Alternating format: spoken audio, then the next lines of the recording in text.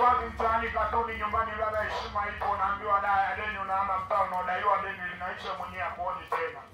Jamani, kesho kuanzia saa 12 jioni tunakutana kwenye mnara, kutakuwa na wasanii wachekeshaji mbalimbali sambamba na waigizaji wa jukwani. Kwa heshima sana Kulikoni Comedy Club tutakuwepo pale, wasanii kama wote tunakutana pale jamani, uje ucheke, ufurahi, uenjoy, tuongeze siku za kuishi.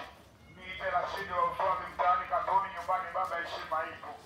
Na hii sio kazi ila tunajiokoa na ukabaji, maana kuiba sio kazi, kazi kuwatoka raia. Unamwibia mtu kumbe naye mwanariadha, kila ukikimbia yuko nyuma. Kwa mje tutapotiane jamani, maana kilimo kina changamoto yake kidogo.